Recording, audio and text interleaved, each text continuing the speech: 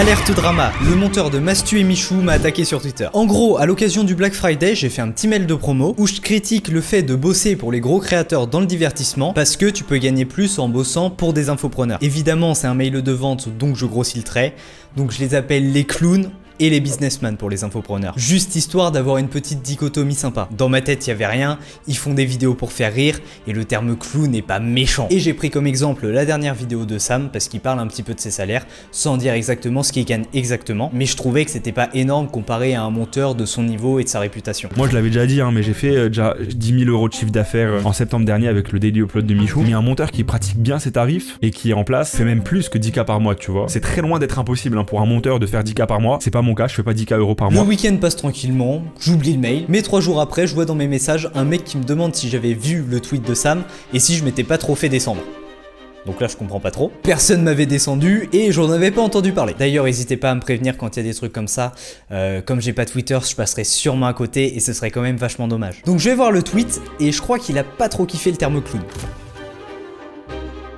Le truc c'est que je prends le marketing comme un jeu, c'est marrant de faire des mails où tu piques un petit peu les gens, et on va pas se mentir, ça marche plutôt bien de se mettre en opposition à un courant.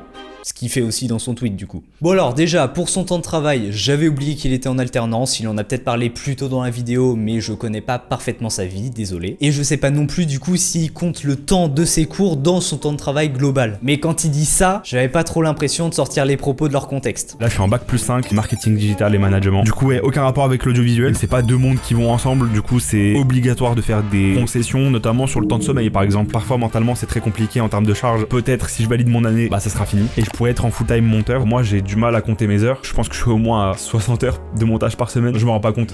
Je suis à plus. Ouais, je pense que... Et bah je suis peut-être à plus alors, mais je dors pas beaucoup. Surtout quand il dit avoir des problèmes de santé à cause de son temps de montage, donc je suppose quand même qu'il est plutôt élevé. T'as pas de problème de santé à force de monter pour Mastu et les autres youtubeurs? Mais les gars, j'en ai une quantité terrifiante de problèmes de santé. Par exemple à cause de la fatigue visuelle, j'ai un problème à l'œil. Ça fait 2 ans que j'ai un kyste sur la paupière, c'est devenu une forme de tumeur bénigne, je dois me faire opérer, c'est terrifiant. À cause de ça, j'ai des maux de tête littéralement tous les jours depuis 2 ans. Tous les soirs, sans exception les gars. Ça me donne envie de me faire percuter par un bus dans le front. Et depuis cette année aussi, j'ai développé des problèmes de dos. À cause de mon assise, je suis toujours devant l'écran. Mais du coup Sam, ce serait cool si tu pouvais donner un chiffre clair, genre un taux horaire par exemple, comme ça fait une référence de plus pour les monteurs qui puissent se comparer pour pouvoir pricer leur service par exemple. Et pour le positionnement de mes formations, bon c'est pas à toi que je vais l'apprendre avec ton master en marketing digital, je me positionne sur un problème qui est de trouver des clients haut de gamme. Je parle évidemment dans mes formations de créativité, de techniques de montage et d'autonomie, juste je centre pas les promesses de la formation là-dessus. De toute façon, vu tes conseils pour trouver des clients, j'ai des doutes sur le fait que tu sois hyper connaisseur dans ce sujet. Moi je vous conseille les gars de faire une annonce avec le tag monteur vidéo, montage vidéo sur Twitter en disant que vous commencez à proposer vos services. Je vous conseille également de vous inscrire sur des sites de freelance par exemple Fiverr ou ComeUp. Vous créez une page de vente, vous dites que vous faites du montage pour tel prix. Ça te permet même de faire un portfolio, de montrer tes compétences et de présenter ton travail à d'autres futurs clients pour les séduire. Si jamais pour les monteurs qui regardent, c'est pas avec des montages à 5 € sur Fiverr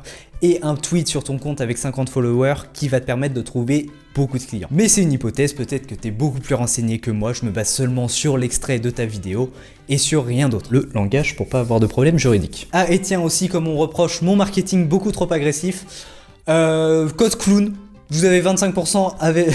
Je sais que c'était le Black Friday il y a pas longtemps et que d'habitude je fais jamais de promotion, mais vas-y, 25% de réduction sur toutes mes formations avec le code clown. T'as juste à le rentrer au moment de payer et ce sera disponible pendant quelques jours. Comme ça, je reste bien dans le personnage. Et si t'as des doutes sur mes formations qui vendent du rêve, j'ai fait des formations gratuites avec des leçons extraits de mes formations payantes, donc littéralement c'est des échantillons gratuits. Je te recommande celle-ci où je vends un maximum de rêves, comment tripler ses revenus de monteur vidéo, c'est le premier lien en description. D'autant plus qu'on me reproche les salaires spéculatifs, mais t'es le premier à dire qu'on peut gagner 10 000 € par mois dans le montage vidéo dans d'autres niches. Un monteur qui pratique bien ses tarifs et qui est en place fait même plus que 10K par mois, tu vois. C'est très loin d'être impossible pour un monteur de faire 10K par mois, c'est pas mon cas, je fais pas 10K € par mois, mais dans le domaine du corporate par exemple, il doit y en avoir beaucoup qui font plus de 10K de chiffre d'affaires par mois. Bon, maintenant je vais rebondir sur 2 commentaires que je trouve plutôt intéressants. J'ai rien contre ces personnes, je les connais pas, et à partir de maintenant, tout ce que je dis n'a rien à voir avec Sam, toute comparaison serait fortuite. Le mec se vante de gagner 27 000 € suite à la vente du lancement de sa formation, pas étonnant qu'il se fasse facile des mois de dingue. Et pourtant, je trouve le montage de ses vlogs assez basique, comme quoi avec la visibilité, tu peux gonfler tes prix. Bon déjà, je me vante pas, je montre juste ce qui est possible de faire avec une petite audience pour les mecs qui sont intéressés par l'entrepreneuriat et voir ce qui est possible de faire. Et jure, mes vlogs sont pas bien montés. J'ai quand même mis un overlay quand je change de plan et j'ai fait 3 cuts, hein. Il y a du boulot derrière. Imagine, t'as des compétences en montage, mais t'es pas forcément obligé de toujours les mettre en application quand tu veux faire du contenu brut, plus réactif, qui te prend pas trop de temps pour pouvoir passer ce temps que t'économises à bosser sur d'autres projets. Imagine. Pour la visibilité, je sais pas si tu parlais de montage ou des formations, mais pour le montage, oui, ça permet de gonfler ses prix. Et c'est pour ça qu'il faut s'en servir. C'est pour ça que j'explique comment faire dans ma formation YouTube Mastery. Avec la visibilité, il y a des clients qui viennent à toi tout seul. S'il y a plus de clients qui viennent à toi que tu ne pourrais en prendre, tu peux sélectionner les meilleurs projets ou ceux qui payent le plus. Et en plus de ça, tu peux te permettre d'être plus agressif en négociation puisque tu as moins de trucs à perdre. Donc au final, tu peux te permettre de mettre des tarifs plus élevés. C'est l'offre et la demande, ni plus ni moins. Faut vraiment qu'il arrête avec ça, à croire que le plus important c'est d'avoir des clients riches pour profiter d'eux. Le plus important dans un travail c'est de kiffer en étant passionné, tout en gagnant ce qu'il faut pour vivre, et là on n'a pas l'impression de travailler. Bon, j'avoue que je comprends pas trop pourquoi mettre en opposition l'argent que tu gagnes et le kiff que tu as dans ton travail. Tu peux très bien adorer monter pour un gars qui te paye bien. Et tu seras sûrement de meilleure humeur de passer des heures à faire des modifs sur une V6 si tu sais qu'à la fin tu vas être très bien payé pour le travail que tu fais. Plutôt que si tu veux te débarrasser d'un projet parce que tu sais que tu vas être payé au lance-pierre mais que le client te demande constamment des trucs à changer. À chacun de trouver son juste milieu entre argent gagné et plaisir qu'il prend à travailler. J'ai refusé certains projets parce que ça me parlait pas du tout alors que c'était plutôt bien payé. Et à d'autres moments j'ai pris des projets qui me plaisaient moins parce que ça me permettait d'avoir de l'argent et ça me permettait de bosser sur ma chaîne YouTube qui me rapportait rien à l'époque. Parce qu'aussi c'est mignon de voir la vie en rose, il faut prendre le travail que si ça te plaît. Mais bon, si c'est pour se retrouver à bosser 70 heures par semaine et avoir des problèmes de vue... Ouais. Perso, je préfère bosser sur des projets un peu plus relous, mais avoir du temps libre dans mes journées pour faire ce qui me fait vraiment plaisir. Et on profite pas de nos clients, ils sont très contents du travail fourni, ils sont rentables grâce à ce qu'ils vendent et à la visibilité que la vidéo que tu montes leur apporte, donc ils veulent te garder à leur côté. Et les solutions pour que tu restes à bosser avec eux, c'est d'entretenir des bonnes relations et évidemment de bien te payer. J'ai pas l'impression qu'il y ait de perdant dans l'affaire. J'ai aussi fait des vidéos divertissement, je sais que c'est très marrant à faire et en plus que ça rajoute des gros noms dans ton portfolio, mais quand le créateur dépend des YouTube Ads et des sponsors, à nombre d'abonnés égal, forcément il va pouvoir te payer beaucoup moins que quelqu'un qui vend ses propres produits. En plus, il y a beaucoup plus de contraintes. Par exemple, la dernière vidéo que j'ai faite, il y avait des modifs au dernier moment à faire en urgence pour la sponsor et aussi des passages que l'équipe de Gims voulait couper. Alors que la vidéo était censée être bouclée, et que à ce moment-là, je me retrouvais au plein milieu du désert du Sahara pour gérer la situation. Et là, à part avoir un coloc monteur vidéo pour te sauver, je sais pas trop quoi te dire. Donc c'est des projets que je prends si j'ai le temps et que j'ai envie de m'amuser, mais ça rajoute des contraintes que j'ai plus forcément envie d'avoir dans ma vie. Pour ceux qui me connaissent pas, le montage c'est ce qui m'a permis de quitter mon poste d'ouvrier boulanger à 50 heures par semaine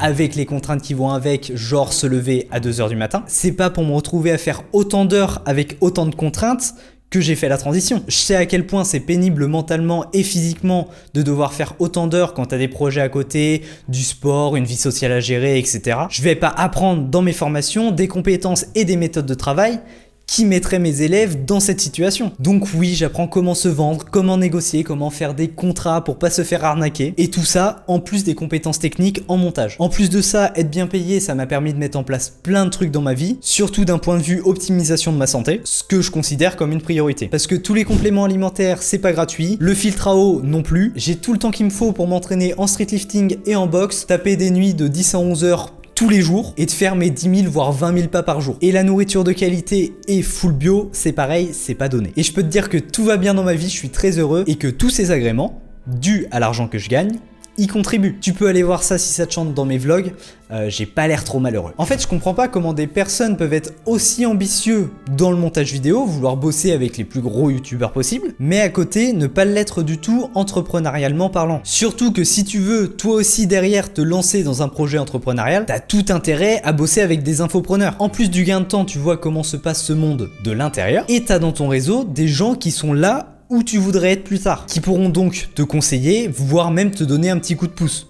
C'est ce qui s'est passé avec mes clients. Donc si tu considères le montage comme un tremplin vers quelque chose de plus grand, t'as tout intérêt à bien choisir tes clients. Après, si tu veux devenir youtubeur, je pense que bosser pour des gars comme Mastu ou McFly et Carlito, ça doit être incroyable. Les retours qu'ils doivent te faire en mode « alors non, là ça faut couper parce que ça casse le rythme, donc peut-être que ça va perdre du watch time ». Je spécule, je sais pas du tout comment ça se passe, mais ça doit quand même être une sacrée prise d'XP. Et du coup, ça dépend de tes ambitions et de là où tu veux aller dans ta vie. Bon voilà, c'était ma petite réaction. À aucun moment j'aurais pensé qu'un de mes mails pouvait être cité dans un tweet et déranger quelqu'un. J'avoue que j'ai tendance à partir du principe que je suis un random et que personne ne me calcule, mais a priori c'est pas le cas. Ça m'amuse, je prends ça comme un jeu, on va me reprocher d'être immature, mais je fais mes petits tests. Ah, est-ce que si je suis plus doux dans mes mails, est-ce que je suis plus agressif, comment ça réagit? C'est marrant, je trouve. En plus de toutes les réponses que j'ai eues directement derrière le mail, ça avait pas l'air de choquer quelqu'un, mais bon. Des retours que j'ai eu après coup, a priori le ton de mon mail est trop différent de celui que j'ai en vidéo. J'ai juste mis 0 nuance parce que c'était pas le but du mail. Donc j'espère que cette vidéo pourra apporter la nuance dont mon mail manquait. Ah oui, et surtout, faut prendre en compte que c'était un mail pour le Black Friday.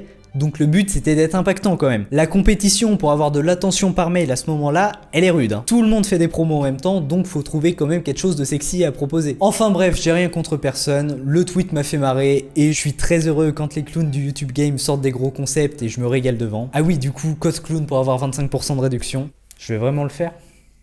Bon, on va voir si c'est le cas, j'hésite encore un peu, peut-être que c'est trop insolent. J'en ai juste un petit peu marre du discours vouloir gagner de l'argent, c'est mal. Attention, grrr, pas bien. Que Sam n'avait pas du tout dans son tweet pour le coup. Allez, sur ce, charbonne bien, c'était Sylvain Ebo. Out.